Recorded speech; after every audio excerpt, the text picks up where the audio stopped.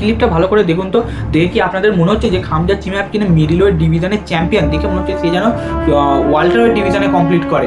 90% মানুষরা ভেবেছিল খামজাদ চিমাব শন স্টিকল্যান্ডকে elite রেসলিংদের dominate করবে, কিন্তু ফাইট যখন শেষ হয় লিটারালি পুরো ওয়ার্ল্ড শক। খামজাদ ফাইটটা জিতে নিউ মিডল ওয়েট চ্যাম্পিয়ন হয়ে যায়। চলুন আজকের ভিডিওতে আমরা ব্রেকডাউন করবো 5টা টপিক, যেখানে খামজাদ চিমাব কোথায় ভুল করলো, শন স্টিকল্যান্ড কীভাবে পুরো গেম প্ল্যানকে ডিস্ট্রয় করে দিল খামজাতের, এবং রাইভেলরি কি এটা আদৌ ছিল নাকি এটা একটা ফেক হাইপ বানিয়েছিল দুটি ফাইটাররা মিলে। এবং তারপর হচ্ছে খামজাদ চিমাবের স্ট্রংগেস্ট ওয়েপন রেসলিং, সে রেসলার হোক এত হেভি বক্সিং অ্যাপ্রোচ নিয়ে এলো কেন শন স্টিকল্যান্ডের মতো এলিট বক্সারের এগেনস্টে। আর সবথেকে বড় প্রশ্ন, এটা কি তো একটা স্ক্রিপ্টেড ফাইট ছিল নাকি ছিল রিয়েল একটা আপসেট? ভিডিওটা শেষ অবধি পুরো দেখুন, কারণ এর মধ্যে এমন বেশ কিছু পয়েন্ট আছে যেটা আপনাকে অবাক করে দিতে পারে। চলুন শুরু করার আগে একটা ছোট্ট কথা বলে রাখি, আমি MMA-তে এরকমই বাংলাতে ভিডিও বানাই। যদি আপনাদের ভালো লাগে তো চ্যানেলটিকে সাবস্ক্রাইব করবেন এবং ভিডিওটি ভালো লাগলে লাইক অবশ্যই করবেন। চলুন শুরু করা যাক ভিডিওটা।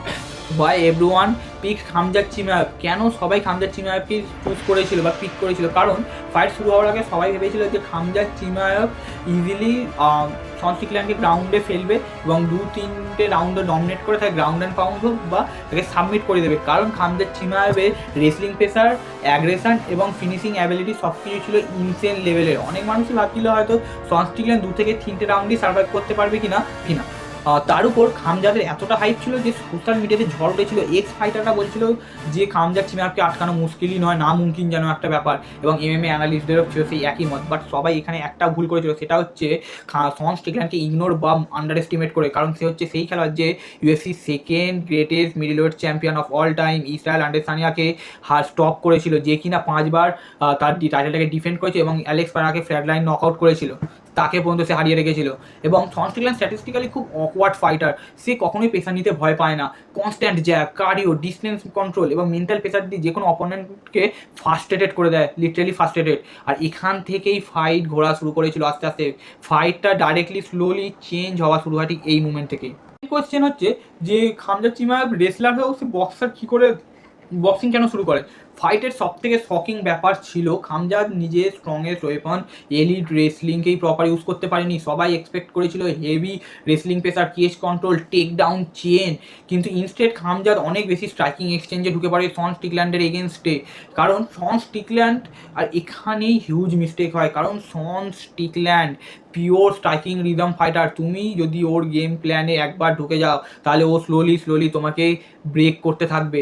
খামজাদের শুরুতে অ্যাগ্রেশন হলেও পরে এনার্জি ড্রেন হতে থাকে। গ্যাস ট্যাঙ্ক লিটারালি টাইমের পর টাইম আস্তে আস্তে ব্রেক করতে শুরু করে, যেটা ভিজিবল হয়ে গেছিলো 2 থেকে 3 নম্বর রাউন্ডের শুরুতেই। আর শন সেটাই চেয়েছিল, কাম থাকা, প্রেসার করা আস্তে আস্তে এবং নিজে ও অপোনেন্টের প্রেসারকে অ্যাবজর্ব করা, কনস্ট্যান্টলি জ্যাব মারা আর তার পাঞ্চগুলোকে কাউন্টার করা। আর এটাই ছিল পিওর ফাইট আইকিউ ব্যাটেল, একটা চ্যাম্পিয়ন মাইন্ডসেটের। অনেক মানুষ কোয়েশ্চেন করছে যে খামজাদ কি ওভার কনফিডেন্ট ছিল? না, তার gas tank already fucked up হয়ে গেছিলো। পরের টপিক হচ্ছে ফেক রাইভেলরি থিওরি। ফাইটের আগে শন স্টিকল্যান্ড আর খামজাদ চিমাবের ফাইট সোশ্যাল মিডিয়াতে একটা হিউজ হাইপ ক্রিয়েট করেছিল। Face off, press conference, trash talk সব কিছু ইন্টেন্স লেভেলে চলে গেছিলো।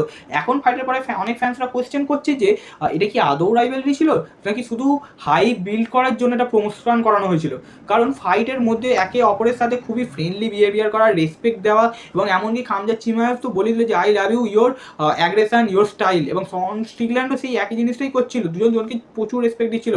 ম্যাচের শুরুতে 3বার গ্লাভ টাচ করা, ম্যাচের পরে একে অপর খামজাদ চিমাব তো শন স্টিকল্যান্ডের রিস্টে বেল্টটাকেও জড়িয়ে দিয়েছিল। এবার আমার যেটা ওপিনিয়ন সেটা মনে হচ্ছে যে এটা রাইভেলরি ছিল ঠিকই, বাট UFC অবভিয়াসলি এটাকে হাইপ এমপ্লিফাই করেছে।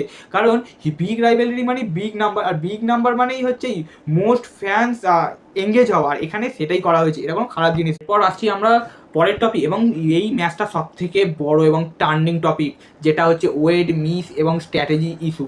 যেখানে ওয়েট মিস করার কন্ট্রোভার্সি এসে পড়ছে। কারণ একটা ফাইটার যখন ওয়েট মেশিনে ওঠে তার 5 থেকে 6 সেকেন্ড লাগে ওয়েটটাকে প্রপার জানতে, তারপর অ্যানাউন্স হয়। বাট খামজাদ চিমাব মেশিনে ওঠার সাথে সাথে 3 সেকেন্ডের মধ্যে তার ওয়েট অ্যানাউন্স করে দেওয়া হয়। এটা নিয়ে বড় কন্ট্রোভার্সি হয় এবং বলা হয় যে খামজাদ চিমাব লিটারালি সিক মনে হচ্ছে। আপনারা ভিডিওতে দেখুন, এখানে দেখে একবারও মনে হচ্ছে খামজাদ চিমাব মিডল ওয়েট ডিভিশনে ফাইট করা একটা চ্যাম্পিয়ন, সে মধ্যে সে ওয়াল্টার ওয়েটের, এবং 3 সেকেন্ডের মধ্যে তার ওয়েট কী করে মেজার করে অ্যানাউন্স হতে পারে? এবং শুধুমাত্র তাই না, এটা হয় বিষয়টা হচ্ছে ওয়েট কাট থেকে, কারণ বড় সড়ো একটা ওয়েট কাট করলে এটা কার্ডিওতে ইফেক্ট ফেলে, ঠিক সেটাই হয়েছে খামজা চিমাবের সাথে। খামজা চিমাব একটা বড় সড়ো ওয়েট কাটিং করেছে এবং সেটা ইম্প্যাক্ট ফেলেছে তার কার্ডিওতে। ফাইটের আর্লি রাউন্ড থেকে সেকেন্ড রাউন্ডের শেষ এবং থার্ড রাউন্ডের আর্লিতেই তার নোটিসেবলি স্লোয়ার হতে দেখা যায়। এবং একটা ফাইটার যখন হেভি ওয়েট কাট করে তখন তার স্ট্যামিনা, রিটেনশন টাইম, ইভেন তার ডিসিশন মেকিংয়েও তার ইফেক্ট পড়ে। আর অন্যদিকে যে স্ট্রং স্টিকল্যান্ডের আমরা স্ট্র্যাটেজি নিয়ে বলি, সে স্ট্রং স্টিকল্যান্ড খুব স্মার্টভাবে ফাইটটাকে কন্ট্রোল করেছে, লিটারেলি খুব স্মার্টভাবে। সে লিটারেলি খামজা চিমাবের প্রতিটা টেকডাউনকে ডিফেন্স করছে, কনস্ট্যান্টলি জ্যাব মারছে, স্ট্রেট প্রেসার রাখছে, প্যানিক না করে কেজ অ্যাওয়ারনেস করছে, এবং সবথেকে বড় জিনিস সে ডিস্টেন্স ম্যানেজমেন্টকে প্রপার ইউজ করছে, যেটাতে খামজা চিমাব রেসলিং করার যে জায়গাটা সেইটাই পায়নি। ও জানতো খামজা চিমাব এক্সপ্লোজিভ স্টার্ট করবে, তাই স্ট্রং স্টিকল্যান্ড শুধু ফার্স্ট রাউন্ডগুলোতে সার্ভাইভ করে, ফার্স্ট রাউন্ডে, এবং গ্র্যাজুয়ালি পেস করে কন্ট্রোলে নিয়ে আসে। এটাই ছিল চ্যাম্পিয়নশিপ মেন্টালিটি। খামজাদ মেনওয়াইল অনেকটাই ইমোশন অ্যাগ্রেশন ইউজ করেছে শুধু, কিন্তু হাই লেভেল বা চ্যাম্পিয়নশিপ ফাইটে অ্যাগ্রেশন এনাফ না, সেখানে কন্ট্রোল করাটাকে এবং অ্যাগ্রেশন কন্ট্রোল করাটাকেই দরকার। এখন অনেকের প্রশ্ন হচ্ছে এটা কি স্ক্রিপ্টেড নাকি রিয়েল? কারণ খামজা চিমাব যেটা জন্য জানা যায় সেটা হচ্ছে অ্যাগ্রেশন এবং পিওর ডমিনেট রেসলিং, বাট এখানে তো কিছুই হচ্ছে না। তো ভাই আমি বলে রাখি, এটা UFC MMA number 1 organisation, WWE নয়, যেখানে ফাইটগুলো পেন দিয়ে লেখা হয়, এখানে পাঞ্চ দিয়ে লেখা হয়। একটা প্রপার পাঞ্চ অপোনেন্টসের গেম প্ল্যান, স্ট্র্যাটেজিস এবং ফেস তিনটেকেই বলে দিতে পারে।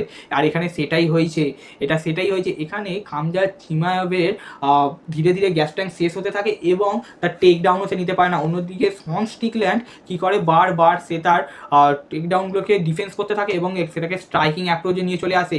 আর যখন এটা বারবার হওয়ার পর একটা সময় পর গিয়ে যখন খামজা চিমাবের পক্ষে তাকে টেকডাউন করা অলমোস্ট ইম্পসিবল হয়ে গেছিলো, তখনই স্ট্রং স্টিকল্যান্ড পুরো ফাইটটাকে কন্ট্রোল করা শুরু করে। কিন্তু সেই ফাইটটাকে ডমিনেট করে যেতে না, সে একটা স্প্লিট ডিসিশনে যেতে।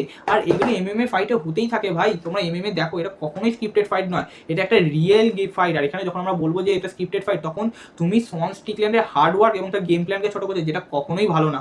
তো MMA-তে হাইপ সবসময় উইন গ্যারান্টি হয় না, তার মানে এই নয় যে সেই ফাইটটা স্ক্রিপ্টেড। তো ওভারঅল যদি বলা যায়, বললে স্ট্রং স্টিকল্যান্ড একদম perfect elite game plan execute করেছে। অন্যদিকে খামজা চিমাব হেভি স্ট্রাইকিং অ্যাপ্রোচ করেই সে সবথেকে বড় ভুল করেছে এবং সেই ম্যাচটি হেরেছে। কোথাও না কোথাও তার কার্ডিও ইম্প্যাক্ট করেছে তার ওয়েট কাটিং থেকে, এবং শুধুমাত্র তাই না, তার গ্যাস ট্যাঙ্ক এবং তার প্রেসার হিউজ ফ্যাক্টর ছিল এই ফাইটের মধ্যে। রাইভেলরি UFC-তে আরও ফাইট বড় বড় বিল্ড আপ করছে, আর UFC 328 হিস্ট্রির অন্যতম বিগেস্ট আপসেট হয়ে গেল। এখন সবচেয়ে বড় ইন্টারেস্টিং কোয়েশ্চেন হলো, এদের কি রিম্যাচ হবে? কারণ যদি রিম্যাচ হয়, রাইভেলরি আরও বড় হবে, ফাইট আরও বিগার হবে এবং ফ্যান্সদের এঙ্গেজমেন্টও আরও লিটারালি 2x হয়ে যাবে। তো অনেস্টলি আমার মতে UFC এই রাইভেলরিটাকে ইজিলি ছাড়বে না, তারা রিম্যাচের জন্য যাবে। বাট তোমাদের ওপিনিয়ন কি? এটা কি রিয়েল আপসেট ছিল নাকি একটা সাসপিসিয়াস একটা ফাইট হয়ে গেল? তো কমেন্টে জানাও আমাকে। আর ভিডিওটা যদি ভালো লাগে তো লাইক করুন, শেয়ার করুন বন্ধুদের সাথে, এবং বাংলাতে এরকম আমি ভিডিও বানাবো, দেখতে চাইলে চ্যানেলটিকে অবশ্যই সাবস্ক্রাইব করুন। চলুন দেখা হচ্ছে অন্য ভিডিওতে। ধন্যবাদ।